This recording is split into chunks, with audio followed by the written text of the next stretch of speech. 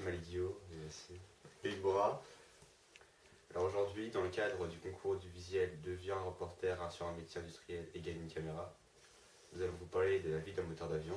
Nous nous appuierons essentiellement sur l'interview de M. Cyril Bora, travaillant pour la société Snecma, qui est aujourd'hui un acteur majeur dans le domaine de l'aéronautique. Bonjour. Bonjour. Pouvez-vous nous dire quelle est votre activité professionnelle? Je travaille au sein de la société Snecma, donc Société nationale d'études et de conception de moteurs d'avion, au sein de la direction de la supply chain, donc la direction qui fait en sorte qu'on puisse avoir toutes les pièces au bon moment pour produire.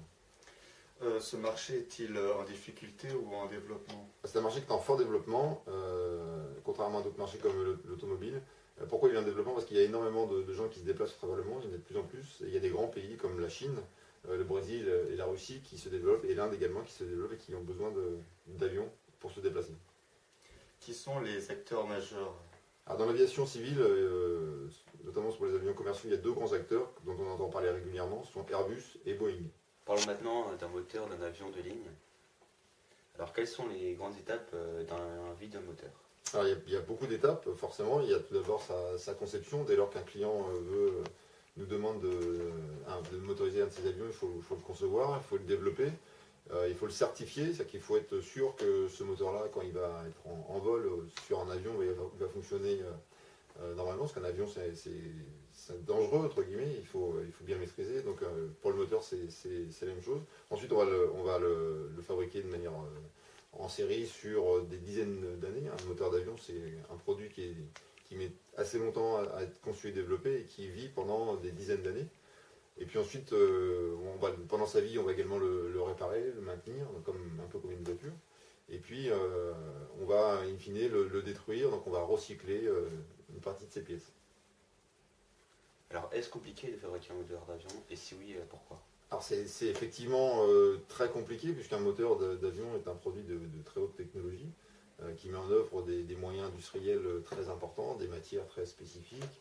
Il y a beaucoup de gens, beaucoup d'ingénieurs qui travaillent à la conception de ces produits-là pour allier à la fois puissance et légèreté, puisque ça vole, il faut que ce soit très lourd. Donc c'est très très compliqué parce que c'est de la haute technologie. Quelles sont les exigences auxquelles doivent répondre un moteur d'avion? Tout d'abord, il doit répondre aux exigences du client, notamment en termes de puissance et de poussée. Le client il attend une puissance donnée.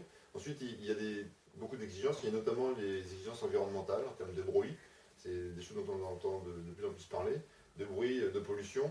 Une grosse exigence fondamentale est la masse. Il ne faut pas que le moteur soit trop lourd. Donc ça fait partie du cahier des charges pour concevoir un avion. Et il y a d'autres exigences techniques. En termes de sécurité, il faut que l'avion puisse supporter des dégradations sans s'arrêter ou sans mettre en péril l'avion. Comment est-on certain qu'un moteur est prêt à fonctionner, à porter un avion sans danger? Eh bien, il y a toute une phase de conception et de développement sous contrôle.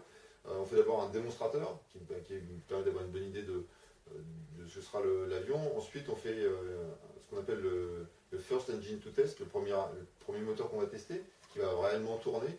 Et ensuite, ce moteur va continuer à évoluer jusqu'à ce qu'on puisse le positionner sous l'aile d'un avion.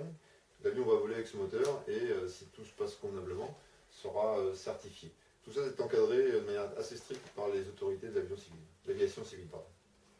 Comment faire pour réparer ou entretenir les moteurs? Presque comme pour une voiture, il y a des stations de réparation au travers le monde, dans des compagnies, dans des sociétés spécialisées. Il y a des articles de rechange aussi, des pièces de rechange qui se vendent au travers le monde, comme pour une voiture.